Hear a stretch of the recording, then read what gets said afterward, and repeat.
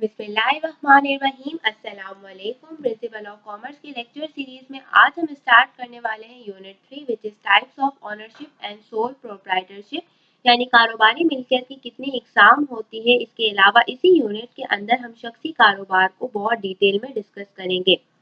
Content की तरफ हम चलते हैं। इस यूनिट के अंदर आज की इस वीडियो में हम बात करने वाले हैं टाइप्स ऑफ ओनरशिप की और हम उन फैक्टर्स को डिस्कस करेंगे जिसकी बेस पर हम ये देखते हैं कि कौन सी टाइप ऑफ ओनरशिप हमें सिलेक्ट करनी है।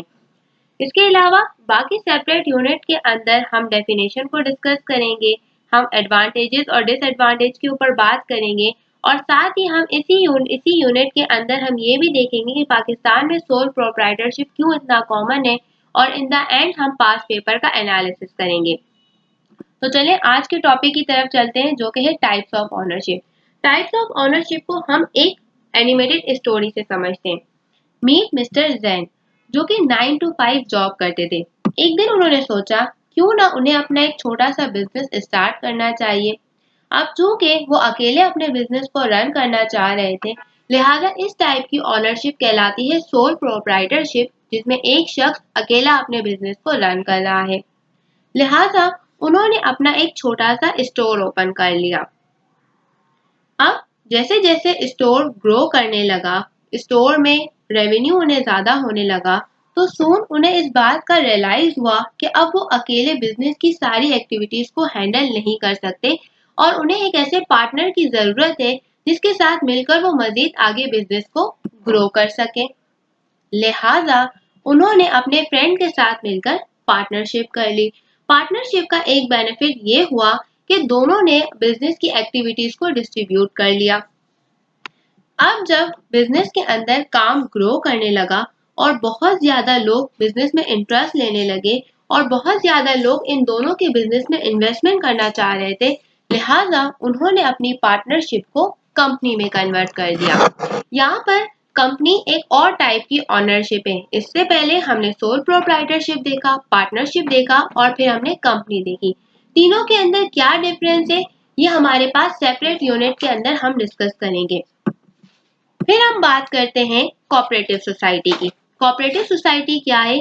अगर आप यहाँ देखें तो सबसे पहले मिस्टर जैन ने अकेले बिजनेस स्टार्ट किया विच इज सोल प्रोप्राइटरशिप। फिर उन्होंने पार्टनरशिप की और फिर उन्होंने उसी पार्टनरशिप को जब नंबर ऑफ मेंबर्स ज्यादा बढ़ने लगे, बिजनेस में बहुत सारे लोग इन्वॉल्व होने लगे और कंपनी ने अपने नाम के शेयर्स इश्यू करना शुरू हुए, तो उन्होंने इसे कंपनी में कन्वर्ट कर दिया। लेकिन कोऑपरेटिव सोसाइटी इन तीन टाइप्स ऑफ ओनरशिप से थोड़ी सी डिफरेंट है। नाम से ही आपको पता चल रहा है कि यहाँ पर किसी कोऑपरेटिव यानी कॉर्पोरेशन की हम बात करें। इसको एनिमेटेड को हम कंटिन्यू करते हैं कि मिस्टर जैन और उनकी जो कंपनी के कुछ मेंबर ने ये सोचा कि क्यों ना हम अपनी ही सोसाइटी और अपने ही लोगों के लिए, उनकी वेलफेयर के लिए आपस में एक ऐसी सोसाइटी क्रिएट करें जिससे उनको बेनिफिट हो। फॉर एग्जाम्पल, अगर उन्होंने कोई बैंक लोन के हवाले से उन्होंने कोई सोसाइटी, कोऑपरेटिव सोसाइटी क्रिएट कर ली या लोगों को फाइनेंस के लिए उन्होंने कोई कोऑपरेटिव सोसाइटी क्रिएट कर ली, तो कोऑपरेटिव सोसाइटी किसी भी तरह की हो सकती है जिसमें लोगों की वेलफेयर के लिए क्या किया जाए, काम किया जाए। मजीद हम जो इसके सेपरेट यूनिट में हम डिटेल डिस्कस करेंगे। अब सवाल ये आता है कि हमने जो चार टाइप्स की ओनरशिप डिस्कस की, sole proprietorship, partnership, joint stock company या कोऑपरेटिव सोसाइटी, इसमें से हम कौन सी टाइप ऑफ ओनरशिप को सिलेक्ट करें? तो अब हम अवामिल फैक्टर्स की बात करते हैं। सबसे पहले तो है बिजनेस रिस्क। देखिए, बिजनेस अगर आपको लगता है कि आप रिस्क टेकर हैं, आपके पास अगर ह्यूज इन्वेस्टमेंट है, या अगर हम और अच्छे अल्फाज में कहें कि अगर आपके पास ह्यूज कैपिटल है जिसको आप बिजनेस के अंदर इन्वेस्ट कर सकते हैं, आपको लगता है कि आप लार्ज लेवल पर मैन्युफैक्चरिंग या बाइंग एंड सेलिंग का सेटअप कर सकते हैं, ट्रेडिंग कर सकते हैं, तो आपको कंपनी या पार्टनरशिप की तरफ जाना चाहिए। क्योंकि जितना ज्यादा बिजनेस बड़ा होता है उतना ज्यादा रिक्वायर्ड होती है नंबर ऑफ मेंबर्स की और मैनेजमेंट रिस्पॉन्सिबिलिटीज जो है नंबर ऑफ मेंबर्स के दरमियान डिस्ट्रीब्यूट हो जाती है, क्योंकि एक अकेला शख्स सारी बिजनेस की एक्टिविटीज को नहीं देख सकता। लिहाजा अगर आपको लगता है कि आपके पास रिस्क ले सकते हैं, ह्यूज कैपिटल है, तो आप और मैन्युफैक्चरिंग और ट्रेडिंग को आप रन कर सकते हैं, लिहाजा आपको पार्टनरशिप कंपनी की तरफ जाना चाहिए। और अगर आपको लगता है आप नहीं ले सकते तो आप सोल प्रोप्राइटरशिप की तरफ जाएं। कोऑपरेटिव सोसाइटी हम इस टर्म में ले सकते हैं कि आप एग्जिस्टिंग बिजनेस को ही अगर हम देखें, उसको ग्रो अगर वो चल ही रहा है तो मेंबर्स जो है अपने लोगों की वेलफेयर के लिए काम करें, किसी एक पर्पस को लेकर चले। फिर हम बात करते हैं लाइफ ऑफ अ बिजनेस की। देखिए, अगर यूजुअली सोल प्रोप्राइटरशिप की जो लाइफ है वो कम होती है हैज कंपेयर टू पार्टनरशिप के या फिर कंपनी के, क्योंकि एक अकेला शख्स बिजनेस को रन कर रहा है तो हो सकता है उसकी डेथ हो जाए या वो इंसेंट हो जाए या बिजनेस में लॉस हो जाए तो वो बिजनेस क्या हो जाएगा, खत्म हो जाएगा। लेकिन अगर पार्टनरशिप या कंपनी में नंबर ऑफ मेंबर ज्यादा होंगे तो अगर एक शख्स की डेथ भी हो जाए, इंसेंट भी हो जाए या डिफॉल्ट हो जाए, तब भी business in the long run वो कंटिन्यू रहेगा। फिर हम बात करते हैं कैपिटल रिक्वायरमेंट। अगर तो आपके पास कैपिटल है, ठीक है, और अगर आपके पास कैपिटल है, आप बिजनेस में इन्वेस्ट कर सकते हैं, यानी आप उसमें इन्वेस्ट कर सकते हैं, यानी आप एक लार्ज लेवल पर बिजनेस स्टार्ट कर सकते हैं, करना चाहते हैं तो आपको पार्टनरशिप या कंपनी की तरफ जाना चाहिए, क्योंकि सोल प्रोप्राइटरशिप में ह्यूज कैपिटल की रिक्वायरमेंट नहीं होती। फिर हम बात करते हैं degree of control and management की। अगर आपको लगता है कि आप अपने बिजनेस को अकेले कंट्रोल कर सकते हैं, उसको मैनेज कर सकते हैं, तो आपको सोल प्रोप्राइटरशिप की तरफ जाना चाहिए। लेकिन अगर आपका बिजनेस एक बड़े लेवल पर आप सेटअप करते हैं तो आपको पार्टनरशिप या कंपनी की तरफ जाना चाहिए। फिर हम बात करते हैं गवर्नमेंट इंटरफेरेंस की।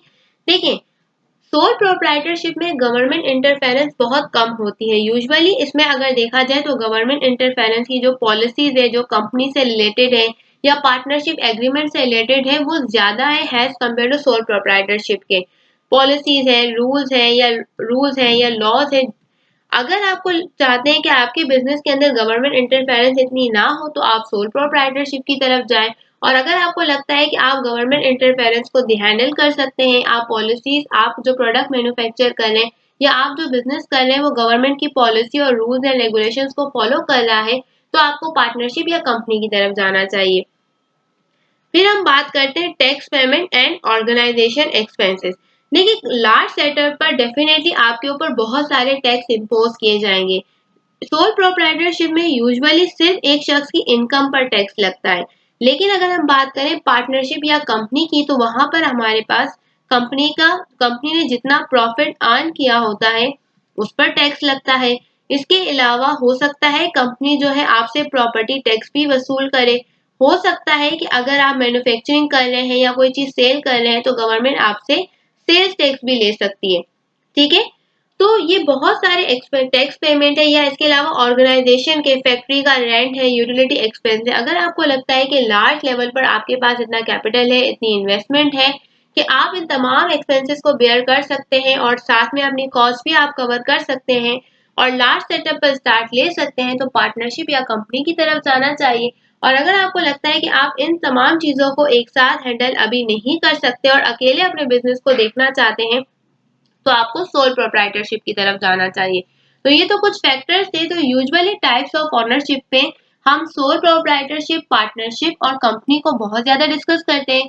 कोऑपरेटिव सोसाइटी जो है यूजुअली लोगों के वेलफेयर के लिए बनाई जाती है, या इसलिए बनाई जाती है कि जब बहुत सारे लोगों का एक कॉमन मोटिव होता है या पर्पस होता है। ठीक है, तो यहाँ पर हमारा टॉपिक एंड हुआ। टॉपिक से रिलेटेड अगर कोई भी क्वेश्चन है तो आप कमेंट बॉक्स में मेंशन कर सकते हैं। नेक्स्ट वीडियो के अंदर हम सोल प्रोप्राइटरशिप के ऊपर बात करेंगे। टिल अल्लाह हाफिज।